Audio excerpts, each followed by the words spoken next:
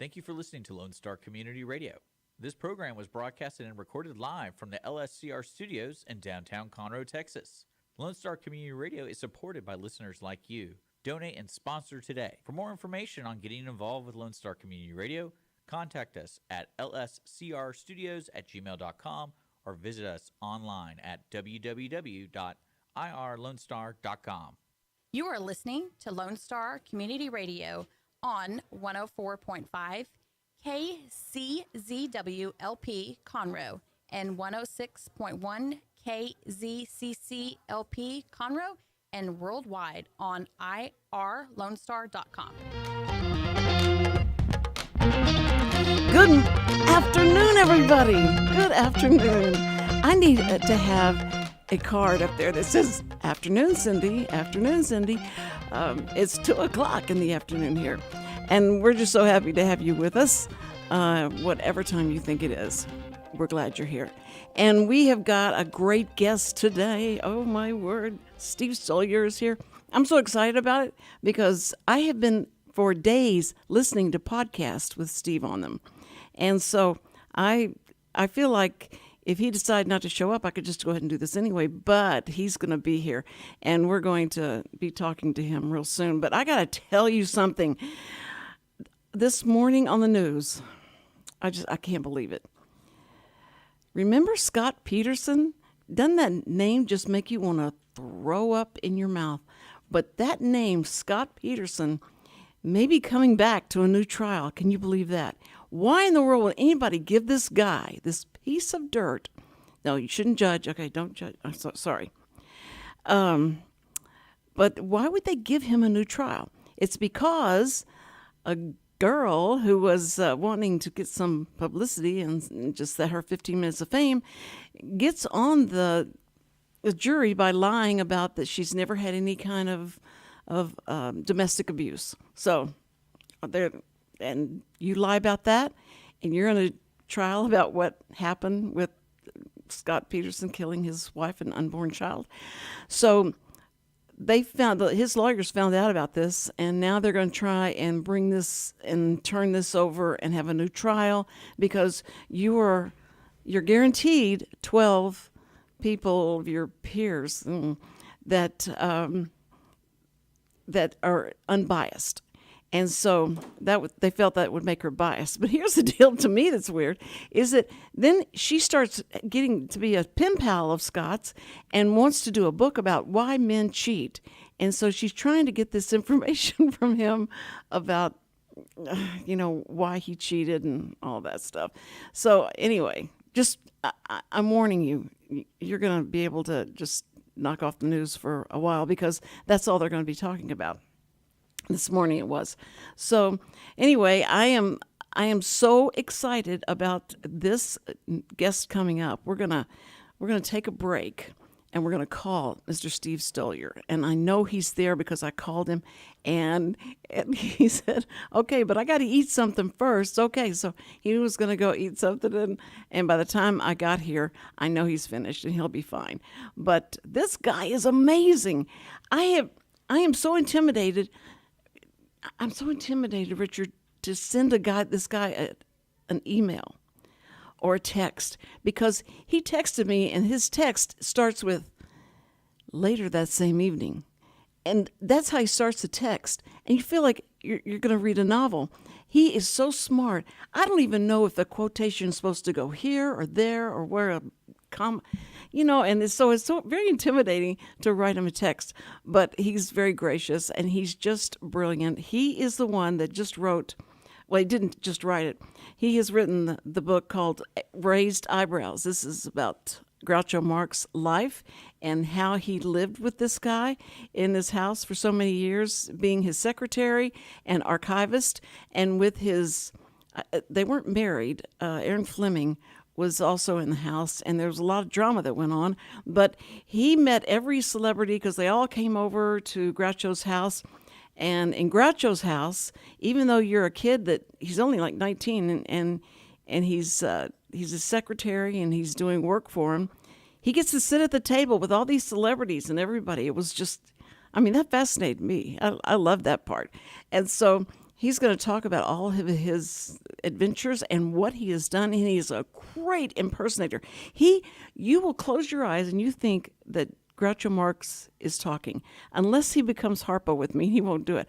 I think he will. I think he'll break out into Groucho, and he also wrote and was the voice of the star of Frosty. Now, you may not remember that, but Frosty, and I don't know how you impersonate that, but anyway, that's going to happen. So, a lot of fun, exciting things that we're going to talk about today with Steve Stoliar. So you guys stay right there. Don't go anywhere, and we'll be right back.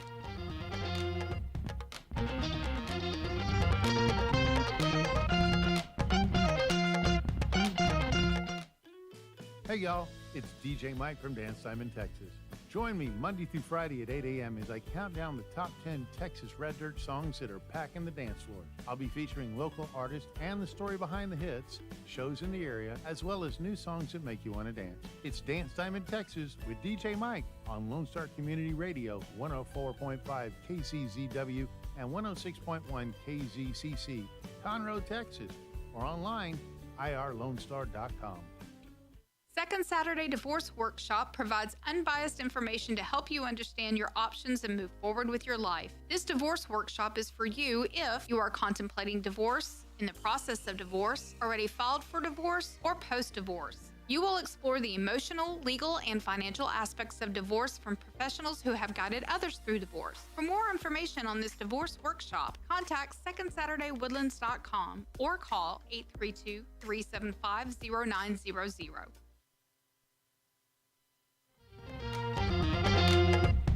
And we're back on the Cindy Cochran Show. And with me, my very special guest, Steve Stoliar. Hello, Steve. Hello, Steve.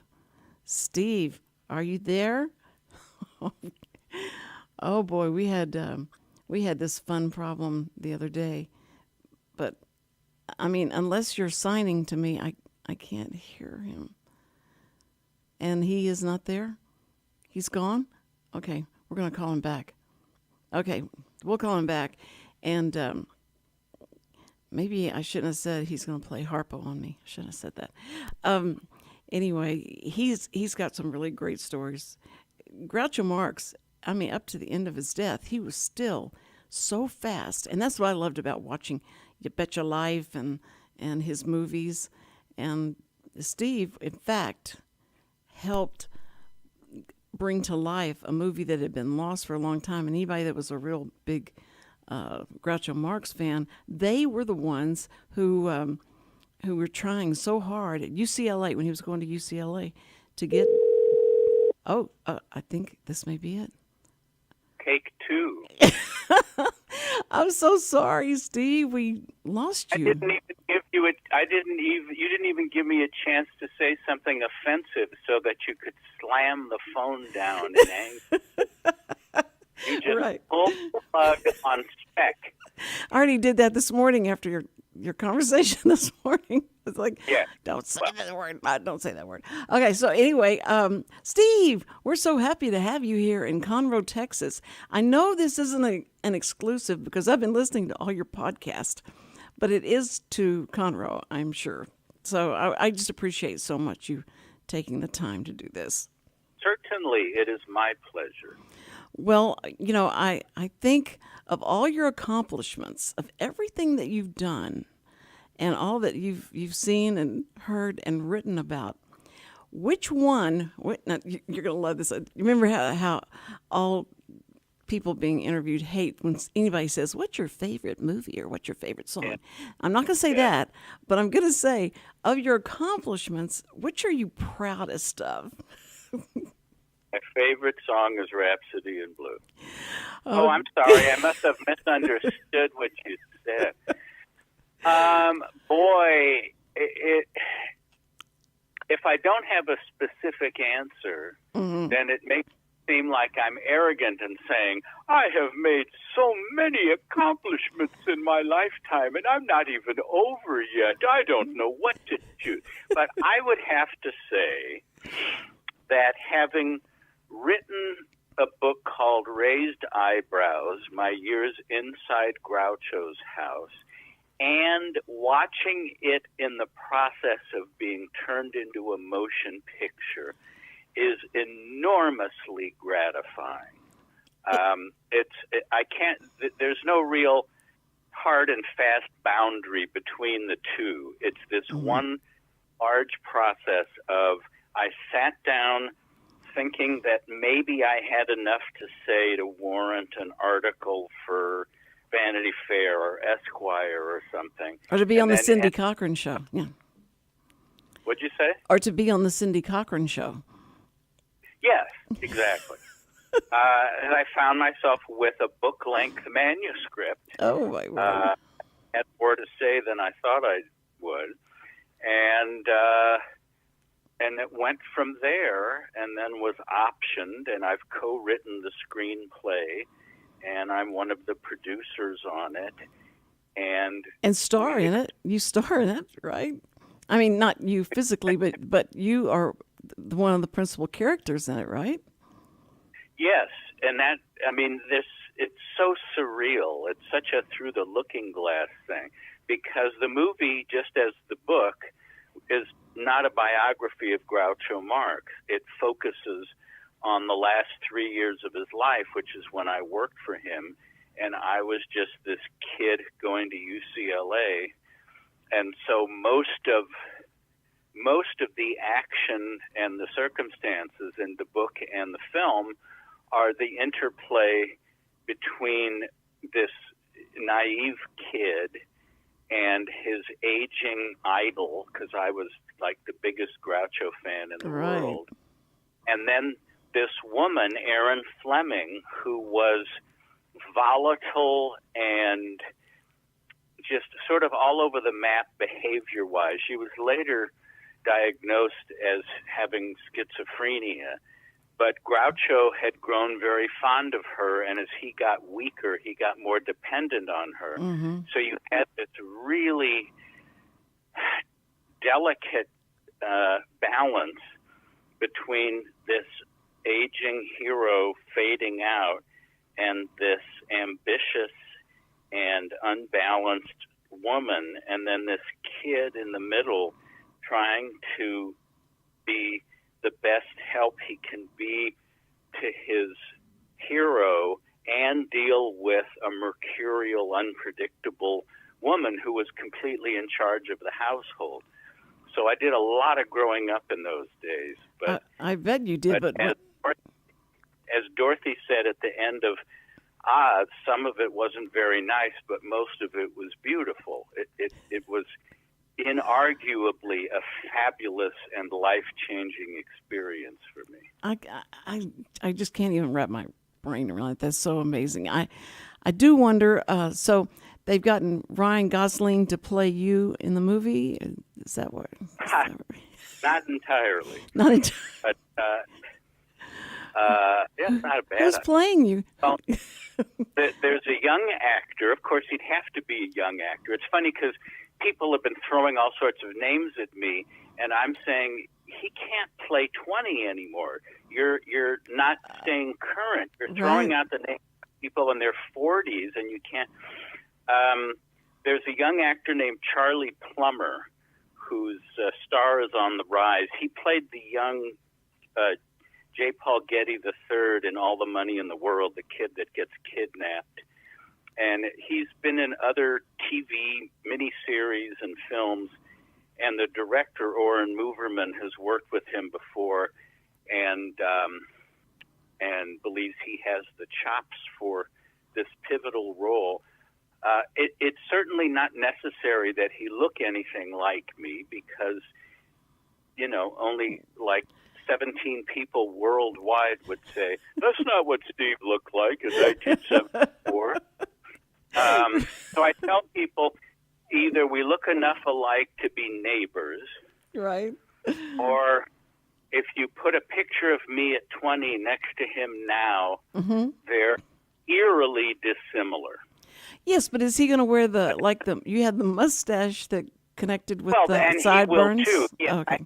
I had the mutton chops and the mustache, And I mean, it was the 70s. Right. So, yeah, he'll look like me in that respect. But, he's taller and slimmer and better looking. But, that again, it doesn't really matter that much. Well, were you there for the audition?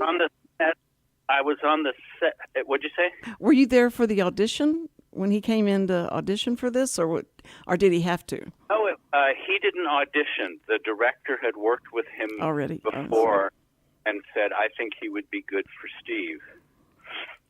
When I was on the set of Cafe Society a few years ago, I'm friends with Woody Allen, and he had said, feel free to come by the set and watch how not to make a movie. So I got to hang out on the set, and he was super interested in, what's happening with your movie? Is it moving forward? What's going to happen? And I mean, this has been a lengthy process of trying to have this come together. Oh, we were talking about possible casting, and then he said, and nobody knows what you look like. You could get Orlando Bloom to play you. So that's sort of like your Ryan Gosling suggestion. It's true. That's right. Nobody knows what I look like, and so it could be pretty much anyone. But more interesting than that, I think, to the average listener, and you do have average listeners. Oh, yes, we do. And I'm not talking about Don Wilson, but yes, we do. Okay. Groucho is going to be played by Jeffrey Rush. I didn't know we could tell that. That's so great. Well, I hope we can, because I just did. I hope. And Aaron Fleming, the tempestuous woman in charge of Groucho's life, is going to be played by Sienna Miller. So we are very happy we have these leads. And as a matter of fact, it wasn't even a matter of trying to convince Jeffrey Rush to take the part. He was champing at the bit, which is the proper version of that phrase. It is not chomping. It's oh, okay. to do with eating celery. It's champing. Champing at which the bit. is when the horse sort of rubs his teeth against the bit in anticipation, which is different from devouring the bit, which would not be healthy. Right. But enough Very about good. veterinary advice. He's a huge. Jeffrey Rush is a huge Groucho fan. Oh, that's great. Can't wait to sink his teeth, so to speak, into this, and has been immersing himself in any number of videos and films and interviews and books, and he's really studying up on this to do justice to this part. And we hope to film in the late fall, which is not all that far away. No, it's not. It's right around the corner. So that is the short answer to your question about what accomplishment I'm proudest of. Well, I certainly don't blame you. And I was so excited when you said Jeffrey Rush. I thought, it's so perfect is that. And he was the one who came to y'all or talked to you first about it, or did y'all sit around the table? This sounds like I'm going to be either making this up or exaggerated, but because I tend to be scrupulously accurate, I'm kind of a stickler for accuracy. This is exactly what happened. The script was over at CAA, and we were looking towards seeing if Jeffrey Rush would be interested. And there was someone from the production company and an agent talking about the script, and this elderly man came over and said, "Pardon me for eavesdropping, but what is it you're discussing?" Oh. And they said, it's this movie we're producing about Groucho Marx's last days. And the guy said, I represent Jeffrey Rush, and I'm willing to bet that Jeffrey would love to play this. And so before we had a chance to ask him, his agent was saying, can we read the script? I mean, what the chances were that Rush's agent would be there that day to overhear a discussion of the project and volunteer his client's interest is so it really was sort of fate that is bringing this together after, as I say, a really long and winding road of false starts and wondering if it's ever going to happen, and things falling through and things happening, getting the ball closer to the goal line. And now it's going to go so fast. It's going to go so squeeze fast. it. Well, Yeah. I just wonder, I'm curious, are you going to be helping him with the, not in the dialogue, but helping him be able to sound like Groucho? Well, he's been working with a dialect coach for a while, so that he's less Melbourne and more Manhattan, I suppose. But I will be on the set, but I also don't want to usurp the director's role, you know. I mean, I'm flattered that I'll be welcome on the set, because often the writer is marginalized. Yes. When the adults say, this is what we do. You've given us a good foundation, but we have some exciting ideas we'd like to try, and we really don't want you there interfering. So it'll be great. And as I say, just this surreal, the idea that I'll be on a set Of your movie. create a house that I spent the better part of 3 years in, seeing people, playing people I knew, including me at 20. It's just, it really blows whatever's left of my mind at this point. Well, I just hope that before this conversation ends that you can, I bragged about you and how much you sound like Groucho.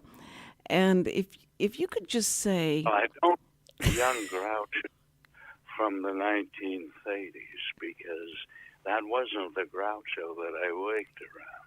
I knew the Groucho who was in his 80s, and I would sit at the lunch table and I would listen to his stories about working in vaudeville and working with his brothers Harpo and Chico and Zeppo, and I developed a facility for creating the peculiar characteristics of the manner in which he would express himself.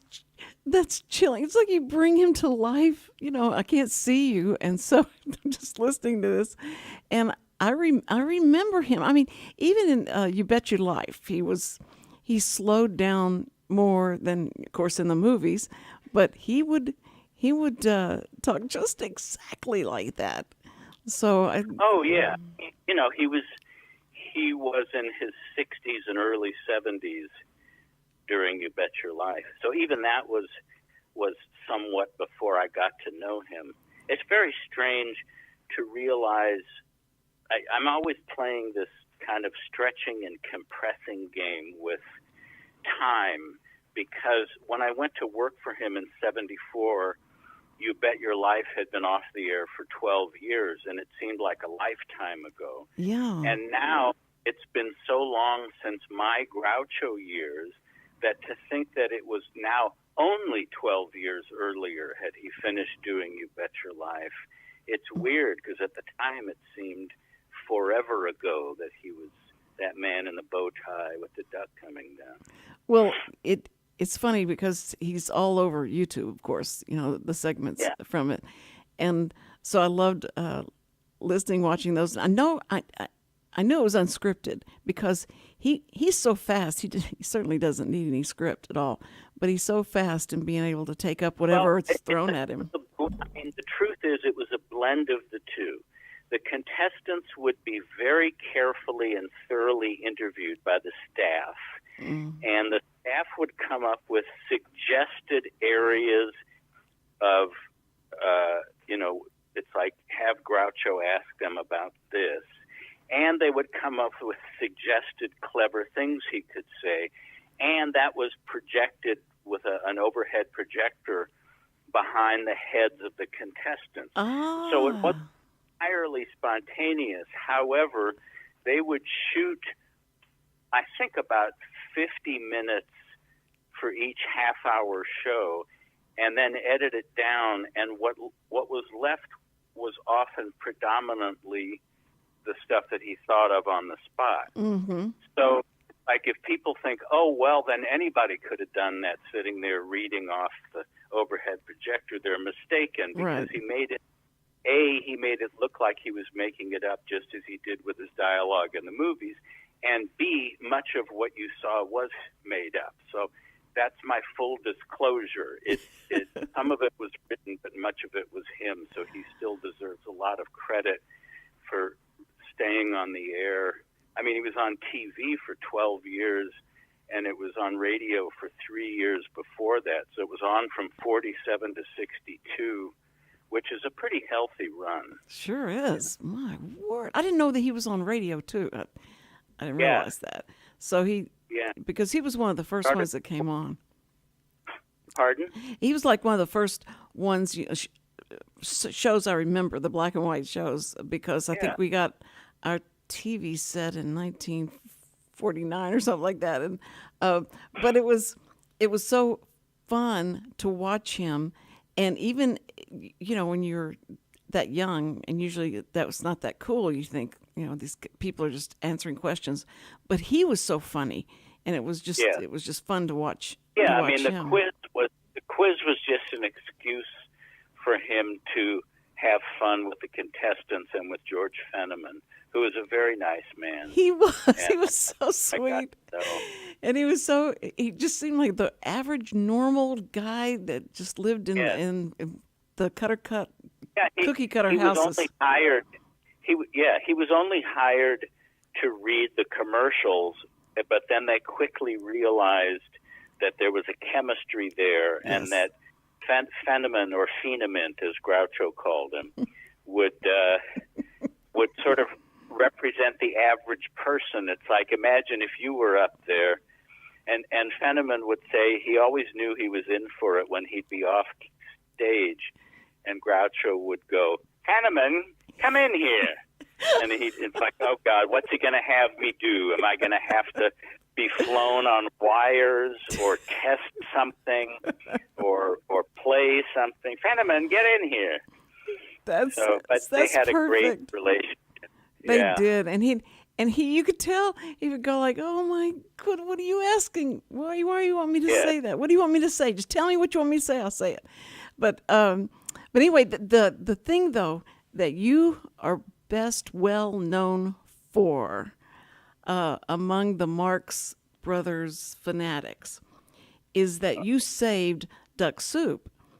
And so, animal crackers. Animal crackers. See, you didn't save it well enough because I couldn't remember the name of it. Animal crackers, but that was the one that had been almost shelved and never again seen until you found out. I'll try to tell it. I'll try to tell it as condensed as I can. But it had been made for Paramount in 1930, and then basically due to a clerical error, the copyright had expired and the rights reverted back to the authors and composers of the original Broadway play of Animal Crackers. Then in the late 40s, MCA Universal bought all of Paramount's old films, which is why on TV you would see that big triangle and it would say MCA TV release, and I would want to run up to the set and add an N, so it said an MCA. But anyway, and then there'd be the Paramount Mountain, which the original studio.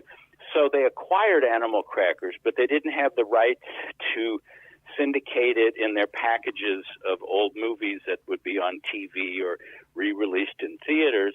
And they certainly didn't think there was any reason for them to spend good money on trying to get an old Marx Brothers movie out of mothballs, because they were focused on the next big thing, not some creaky old black and white movie. But all of my friends were Marx Brothers fanatics, and so this was the great, lost chalice.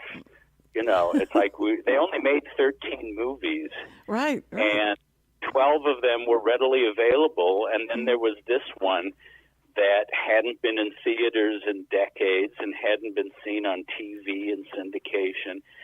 And so I organized a petition drive at UCLA and to put pressure on Universal to spend the money, and get the movie out again so that all the Marx Brothers fans could finally see him playing Captain Spaulding and delivering all these classic lines like about shooting an elephant in his pajamas and all that.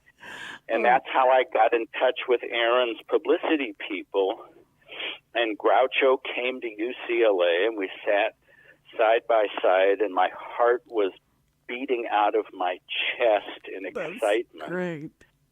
I said, Groucho, I'm very happy to be meeting you. And he said, well, you should be. And then Aaron, who was in charge, said, this is Steve Stoliar. He's the one who's trying to get Animal Crackers re-released. And just said, well, did you get it? And I said, not yet, but we're working on it. And he said, you better or I'll fire you. And I said, I didn't realize I was working for you. How much are you paying me?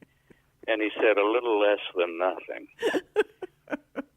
And we were off and running. And then Universal relented. They thought, fine, stop all this adverse publicity.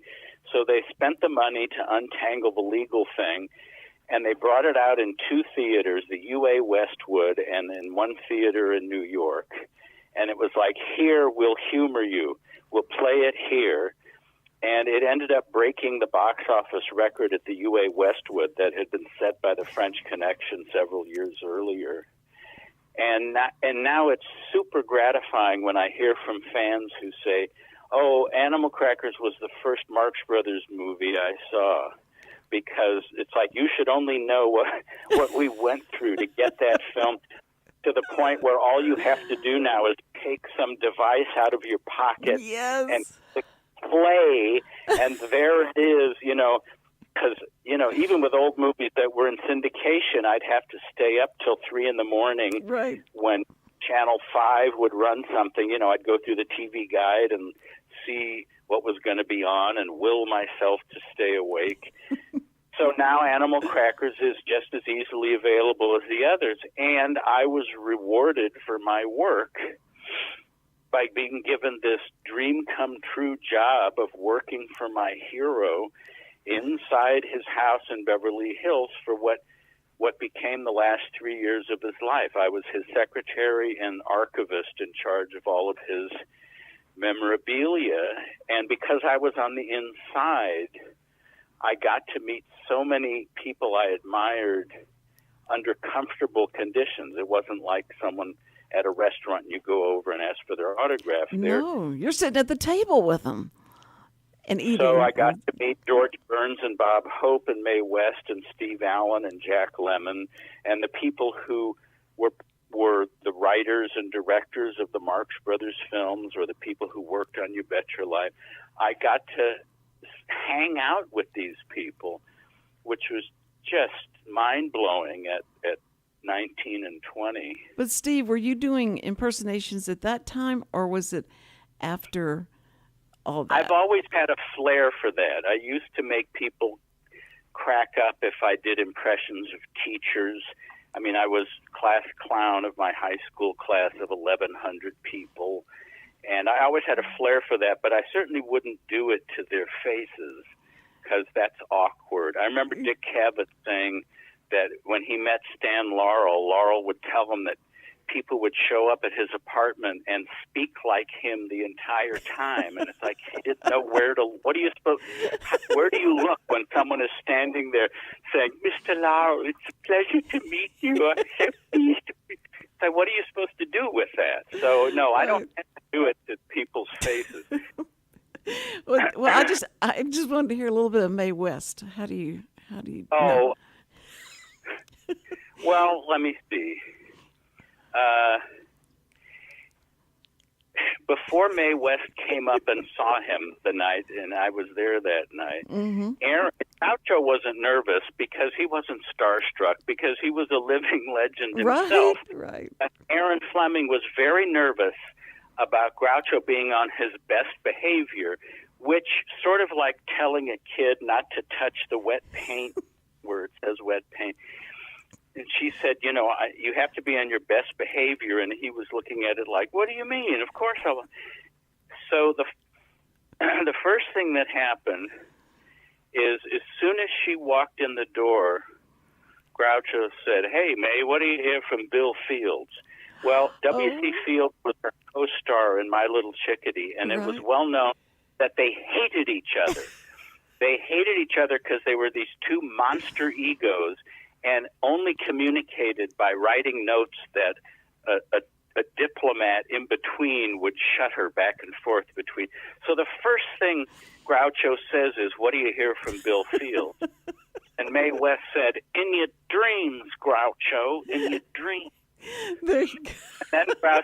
And then Groucho said, "Didn't they throw you in the pokey once?" Now, so he's leading with two of the most embarrassing things, but she was fine, and she said, "Oh, they did, Groucho, but I always managed to wiggle out of tight situations." And she was wiggled, and it was like, I don't believe what I'm witnessing here.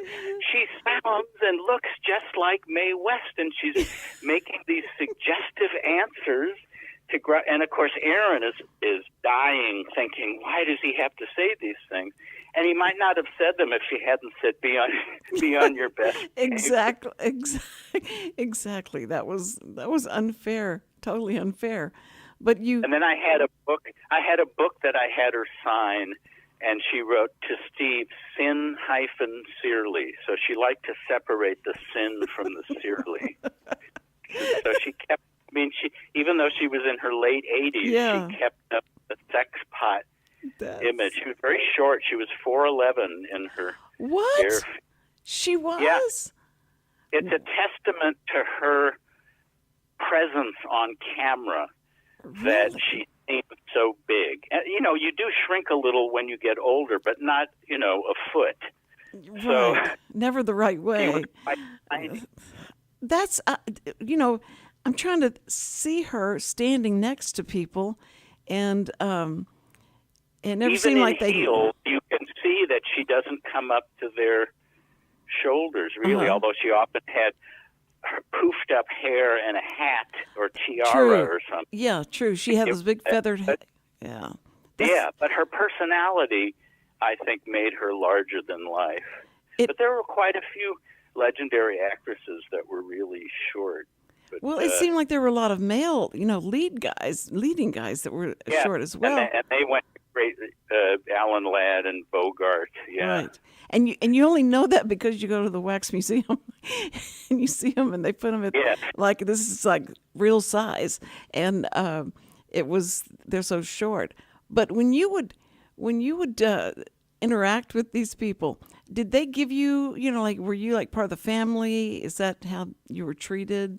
Well, they didn't know essentially they didn't know who I was, but they figured if I'm on the inside and sitting at the lunch table, whether I'm Groucho's grandson or someone else, they figured I must be there. So there wasn't any kind of snobism.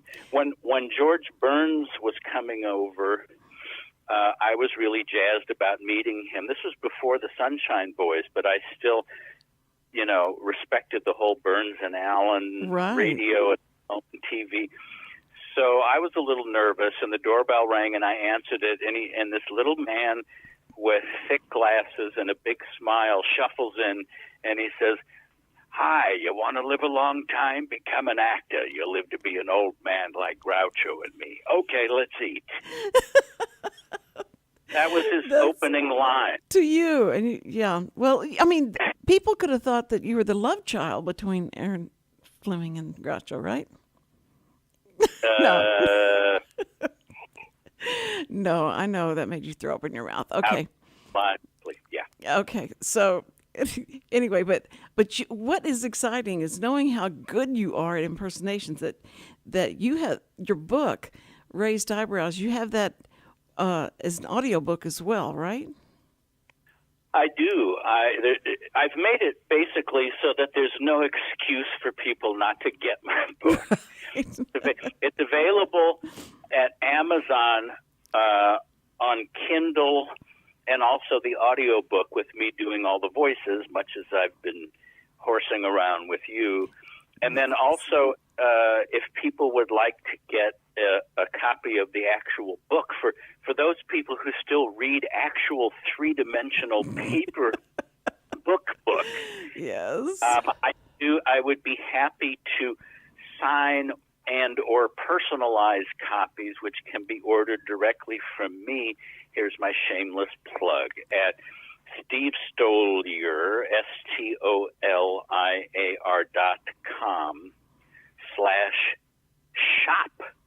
And you can order it and whatever you want special to say, like happy anniversary, Mildred and Joe, or that's great. Or I love that.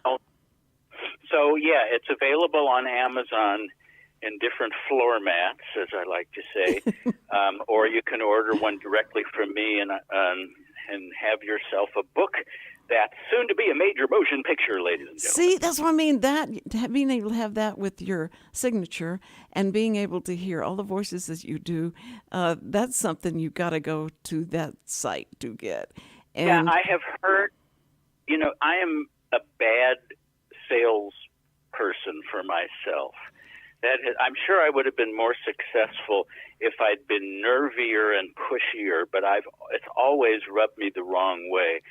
But I have heard from people who said, I've had your book and I loved it, but the audio book is a different experience entirely because it's like hours of a performance rather than reading. So I can imagine.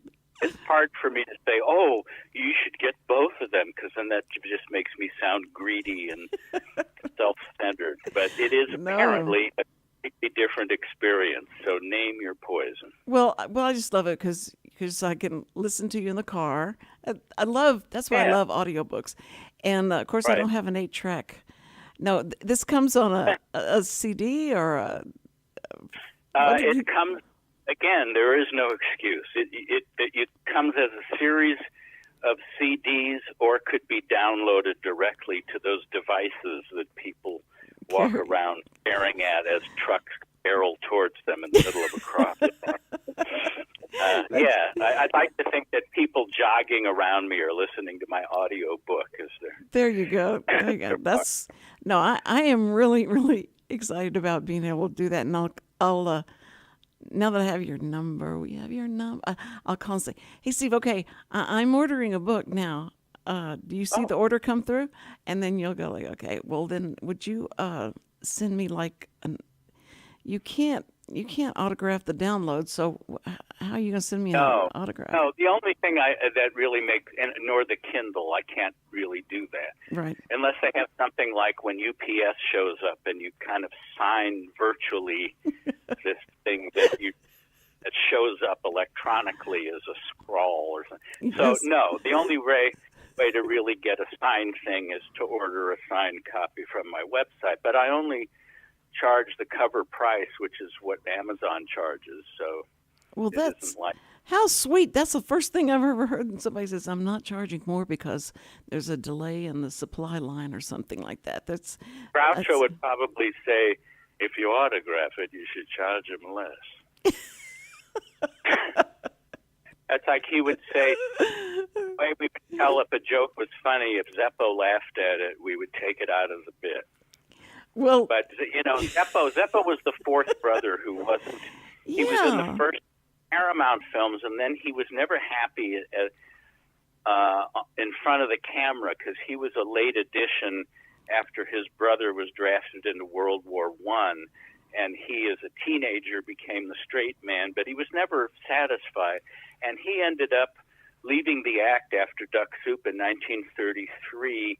And becoming an extremely successful Hollywood agent, representing such forgotten bit players as Clark Gable and Carol Lombard, and Lucille, Lana Turner, and Barbara Stanwyck. Yeah, he did really well at that, and never looked back. And I have the distinction of being able to say that he and I dated the same girl. Who was that? Well, I won't tell you who. Well, her first name was Linda. She was my girlfriend at the time, and I took her to dinner at Groucho's on a night that Zeppo was there. Uh-huh. He had recently been divorced by his wife, Barbara, who left him for Sinatra. Wow. But Zeppo had an eye for the ladies, similar to Chico's eye for the ladies, and he found Linda to be kind of she was attractive and bright and had a good personality. So he was sort of enchanted by her. He said, Steve, you and Linda should visit me in Palm Springs sometime. Uh-oh. And I said, I don't know. I was there when I was 8, and it was sweltering. And he said, well, when were you there, in the summer? And I said, yeah. And he said, well, Steve, it's cold in Alaska during the winter, too. And we ended up breaking up, and I had a couple of pictures I wanted Zeppo to sign, so I sent them to his place in Palm Springs, and with a cover note saying, if you have any advice for the lovelorn, since you've been around the track a few times, Linda and I broke up. So I get a call. Oh, no. It's Zeppo Marx. How are you? I got those photos. God, I was good looking back then. Anyway, what I wanted to know, and you have to be honest with me, I don't want to step on your toes, but do you think Linda would go out with me? And I thought, this is really weird. I wrote him for advice on how to deal with the breakup, and he wants to go out. And I said, well, I don't know. She enjoyed meeting you, and I'll ask her, because if it's at all awkward, the last thing I would want to do. No. So I checked with her, and she too kind of got a kick out of this strange request. Yes, and you being the go-between. Oh. They went out once. He took her to dinner in San Diego, and then to watch a highlight game in Tijuana. So I guess that was his go-to first date, dinner in San Diego and a highlight. And then after that, he said, Linda was very nice, but all she did was talk about herself. And I want you to know I didn't even kiss her. And I saw her on campus, and she said, Zeppo was very nice, but all he did was talk about himself. I thought was interesting. And then after that, anytime I would be at a party at Groucho's and Zeppo was there, he would make a point of collaring someone and saying, I want you to meet Steve. He's a nice fella. He and I dated the same girl, but he got further with her than I did. That was like my introduction. That was your legacy. She was 19, I was 20, and he was 74. Yeah. Who's the winner of that? Yeah. Who's going to be the winner of that one? I think it's funny. Anyway, all of these tales and more can be found in my book. And I'm, as I say, jazzed about the fact that the pieces are finally falling into place for the movie version. Yes. Which, as I say, is not a biography of Groucho, any more than Ed Wood was a biography of Bela Lugosi. Yeah. I love that comparison. That's great. Yeah, well, but I mean, that's what I tell people. Sometimes on Facebook you get the whole gamut of comments from people, and some of the people saying, I don't want to see Groucho as an old man. I want to see him young when with his brothers. And my answer is this is my story of my experiences with him, and it didn't happen then. And B, you better not go see Ed Wood, because you'll be disappointed that Lugosi is not about to star in Dracula and the Black Cat and the Raven and Son of Frankenstein. It's him as weak and drug-addled and desperate for money, and then this young, enthusiastic Ed Wood guy. So I think it's a valid comparison to help people understand why would you do a movie that only focuses on that period in their life? Because that's the one because it's, a story of a kid and his hero and this difficult woman and their interpersonal relationships. There was so much drama that you had to live through and look past. Yeah, it's mostly a drama, but there was much humor and comedy because there was still a lot of Groucho left in Groucho. I mean, just when I would think he was past twisting a phrase, like, for instance, he used to love, I would bring him the mail, and he always looked forward to getting the Hollywood trade papers. And he sat down to lunch one day and said, "Wonderful mail today, nothing but requests for money." And I said, "But you got a variety, didn't you?" And he said, "Yes, a variety of requests for money." So there was still a lot left in him all the way to the end. Even on his deathbed, he died in August of 1977. Drifting in and out of lucidity, the nurse woke him up and he said, "What do you want?" And she said, "I want to see if you have a temperature." And he said, "Don't be silly. Everyone has a temperature." That's on his deathbed. Oh, my word. Yeah. I mean, I hope I'm that together. Yeah. So I think you will be. And it'll just be like everybody will wait with bated breath. Who will he sound like when he's going? What voice will he do? Who will he be as he leaves this earth? Because you are so good at that. I'm so surprised. Thank you. I don't know if you know the story, but Mel Blanc, who did all the voices for the Warner Brothers cartoons, was in a really severe accident and I don't know if it was strictly literally a coma, but he was unconscious, and nothing anyone said to him got any kind of response. And someone said, "Hey, Bugs, how you doing?" And with his eyes closed, he said, "Yeah, I ain't doing bad. How you doing, Jack?" And they were able to get through to him. Because even unconscious, he responded to the voices he'd been doing for decades. Oh, my word. When contacting him as himself didn't get any results. Brain is a strange creature. Grief. Well, we could talk for hours, and I'm going to have to let you go. I just can't do that. No, but I have to.